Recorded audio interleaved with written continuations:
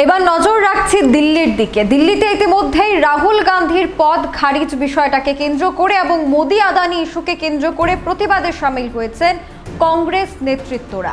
কংগ্রেসের সাংসদরা ইতিমধ্যেই লোকসভায় গান্ধী মূর্তির বাইরে কালো পোশাক পরে প্রতিবাদ জানাচ্ছেন, কিন্তু আজকের এই প্রতিবাদে একটা অন্য রূপ দেখা গেল। সেখানে দুটো বিষয় নিয়ে যদিও প্রতিবাদ হচ্ছে, কিন্তু তার পাশাপাশি বিরোধীদের একসাথে আসা সে বিষয়টাও কিন্তু অনেকটা গুরুত্বপূর্ণ। একটা দুটো রাজনৈতিক দল নয়, মোট 19টি রাজনৈতিক দল, রাজনৈতিক বিরোধী দল সমর্থন জানিয়েছে এই পুরো বিষয়টাকে, যেখানে সত্যমেব জয়তে এই বিষয়টাকে কেন্দ্র করে রাহুল গান্ধীর পদ খারিজ এবং আদানি ইস্যুকে কেন্দ্র করে ইতিমধ্যে প্রতিবাদে সামিল হয়েছেন। আজ সকাল 11টায় যখন লোকসভার কার্যক্রম শুরু হবার কথা, ঠিক সেই সময় কিন্তু বিরোধীদের হট্টগোল দেখা দেয় এবং সেই বিরোধীদের হট্টগোলের পর লোকসভা বিকাল 4টা পর্যন্ত এবং রাজ্যসভা বিকাল 2টা পর্যন্ত সেখানে স্থগিত রাখার আদেশ দেন। কিন্তু তারপরও কিন্তু বিরোধী রাজনৈতিক দলরা ঠিক লোকসভার বাইরে গান্ধী মূর্তির পাদদেশে তাদের এই প্রতিবাদ কর্মসূচি জারি রেখেছেন, যেখানে এর আগে কংগ্রেস সাংসদদের পক্ষ থেকে অন্যান্য রাজনৈতিক বিরোধী দলকে বলা হয়েছিল কালো পোশাক পরে আসতে, কালো ব্যাজ ধারণ করতে। সেই কালো পোশাক পরে এবং কালো ব্যাজ ধারণ করে ইতিমধ্যে রাজনৈতিক বিরোধী দলগুলির যারা সাংসদ রয়েছেন তারা এখানে এসে উপস্থিত হয়েছেন। এবং তার মধ্যে আরো একটা গুরুত্বপূর্ণ বিষয় হচ্ছে তৃণমূলের দুজন সাংসদও কিন্তু সেখানে উপস্থিত রয়েছেন। অর্থাৎ আজকের এই গোটা যে প্রতিবাদ কর্মসূচি রয়েছে সেই প্রতিবাদ কর্মসূচিতে শুধুমাত্র কংগ্রেসই নয়, কংগ্রেসের পাশাপাশি অন্যান্য যে রাজনৈতিক বিরোধী দলগুলি রয়েছে সেই রাজনৈতিক বিরোধী দলের সাংসদরাও কিন্তু সেখানে সামিল রয়েছেন এবং তৃণমূল কংগ্রেসও কিন্তু সেটাকে সমর্থন জানিয়েছে। তৃণমূল কংগ্রেসের পক্ষ থেকে বলা হয়েছে যে যদিও বা রাজনৈতিক মতভেদ থাকতে পারে, কিন্তু তারপরও কিন্তু রাহুল গান্ধীর সাথে যে বিষয়টা করা হয়েছে, রাহুল গান্ধীর যে পদ খারিজ করা হয়েছে সেটাকে তারা কোনোভাবে সমর্থন জানান না। অর্থাৎ আজ সকাল থেকেই যেখানে আমরা দেখতে পেয়েছিলাম প্রিয়াঙ্কা গান্ধী বাড্রা থেকে শুরু করে কংগ্রেস নেতৃত্বরা সেখানে উপস্থিত ছিলেন, ঠিক তার পাশাপাশি এই মুহূর্তে দাঁড়িয়ে সাংসদদের পাশাপাশি কংগ্রেস সাংসদদের পাশাপাশি অন্যান্য রাজনৈতিক বিরোধী দলের সাংসদরাও কিন্তু একত্রিতভাবে গান্ধী মূর্তির পাদদেশে সেই বিক্ষোভ কর্মসূচি এখনো পর্যন্ত জারি রেখেছেন। তাই জন্য লোকসভা এবং রাজ্যসভা স্থগিত রাখা হয়েছে। বিরোধীরা সেই লোকসভা এবং রাজ্যসভা থেকে ওয়াকআউট করে তারা সেই বিরোধিতা প্রদর্শন করছেন গান্ধী মূর্তির পাদদেশে। তবে সেটা 2024কে কেন্দ্র করে কি ইঙ্গিত করছে? আমরা দেখেছিলাম যখনই রাহুল গান্ধীর এই পদটা খারিজ হয়ে যায়, যখন সংসদ পদ থেকে ওনাকে সেখানে খারিজ করে দেওয়া হয়, তারপর থেকে কিন্তু সেই প্রতিবাদটা চলে আসছে। আমাদের রাজ্যেও যদি আমরা বলি তাহলে ত্রিপুরা রাজ্যেও এই ঘটনাটাকে কেন্দ্র করে অনেকটাই প্রতিবাদ কর্মসূচি আমরা দেখতে পেয়েছি প্রদেশ কংগ্রেসের পক্ষ থেকে। এবারে কিন্তু দিল্লিতেও প্রদেশ কংগ্রেসের পক্ষ থেকে বেশ কিছু নেতৃত্বরা উপস্থিত রয়েছেন। যেভাবে বিভিন্ন রাজ্যগুলির কংগ্রেস নেতৃত্বরা সেটাকে সমর্থন জানাচ্ছে, কংগ্রেসের সাংসদরা সমর্থন জানাচ্ছে, তার চেয়েও বড় কথা অন্যান্য রাজনৈতিক দলগুলিও কিন্তু তাকে সমর্থন জানাচ্ছে। আমরা দেখেছি তার আগেও দিল্লির মুখ্যমন্ত্রী অরবিন্দ কেজরিওয়াল সহ আরও বিভিন্ন রাজ্যের যারা বিজেপি বা অন্যান্য কংগ্রেস ছাড়া বাকি অন্য যে বিরোধী দলগুলি রয়েছে সেই দলগুলি কিন্তু সেটাকে সমর্থন জানিয়েছে। वो सभी पार्टी चिंतित है और उन्होंने राहुल गांधी जी के एक इसके लिए सभी लोग ने डिफेंड करके और उनके बारे में अपनी बात जो बताई, इसलिए मैं उनको पुनः यहाँ पर धन्यवाद देना चाहता हूँ, उनका शुक्रिया अदा करना चाहता हूँ।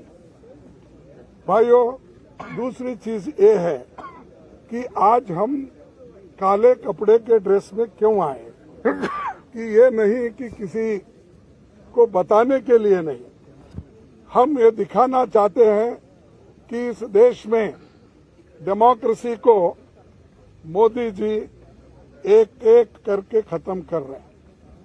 एक तो पहले ऑटोनमस बॉडीज को खत्म करते हुए आए, दूसरी तरह जो कानूनी तहत लोग चुनाव में जीत के आए उनको डरा धमका के उन्होंने हर जगह अपनी सरकार बनाने में गए।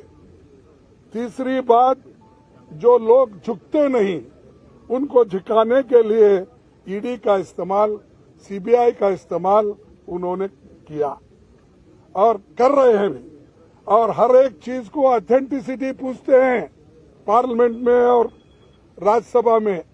और जो ऑथेंटिक तरीके से हमने ये कहा कि देखिए ये जेपीसी का मामला है, सभी लोग डिमांड कर रहे हैं जो व्यक्ति अदानी जिसकी संपत्ति पहले 3,000 करोड़ थी, उसके बाद उसकी संपत्ति 50,000 करोड़ बन गई, फिर उसके बाद उसकी संपत्ति 2 लाख करोड़ बन गई, लेकिन 2.5 साल में उसकी संपत्ति 12 लाख करोड़ बन गई। ये कैसा बना? इसके लिए राहुल गांधी जी ने पार्लियामेंट में चंद प्रश्न पूछे। पहला प्रश्न तो ये पूछा कि मोदी जी, अदानी के प्लान में आप आए थे, ये आपके और उनके रिश्ते क्या है? दूसरा प्रश्न इनका था कि जो अदानी इतना छोटा इंडस्ट्रियलिस्ट है, उसको इतना बड़ा आपने किया, इसका कारण क्या है? और तीसरा, आप फॉरेन कंट्री जब जा रहे हैं, दूसरे मुल्कों पे जब जाते हैं, उनको प्लेन में लेके जाते हैं, कितने बार लेके गए? चौथा प्रश्न ये था कि आप जहां जहां जाते हो उसी वक्त वो भी वहां पर आके এবং আজ তার প্রতিফলন আমরা দেখতে পাচ্ছি, যেখানে কংগ্রেসের সাংসদরা কালো ব্যাজ পরে, কালো পোশাক পরে প্রতিবাদ জানাচ্ছেন, ঠিক সেই মোতাবেক কালো ব্যাজ এবং কালো পোশাক পরে প্রতিবাদ জানাচ্ছেন তৃণমূলের সাংসদরাও, প্রতিবাদ জানাচ্ছেন অন্যান্য রাজনৈতিক বিরোধী দলের সাংসদরাও।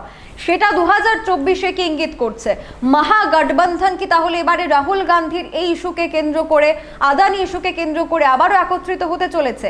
আপনারা আপনাদের মতামত অবশ্যই জানাতে পারেন। এখনকার মতো এই বিশেষ আপডেট এখানেই শেষ করছি। পরবর্তী বিভিন্ন নিউজ দেখার জন্য আপনাদের চোখ রাখতে হবে সোশ্যাল বাংলার পর্দায়। নমস্কার। Tripura is a small hilly state of the northeastern region in India. Since 1966, we pioneer under the name Sister is true to our original mission to bring high quality spices and other food products to the people of Tripura. We source and process domestically with a keen focus on food safety and quality. We are a FSSAI certified company and we maintaining our rigorous standards of safety and quality by processing and manufacturing in our modern facility at Agartala, where currently around 300 persons are employed. We are trusted partner, applying our experience and expertise to every step of the process, providing customized solutions to our customers. We take great pride knowing that our products have enhanced the flavor of food consumed by people of the state who have supported our endeavor for decades.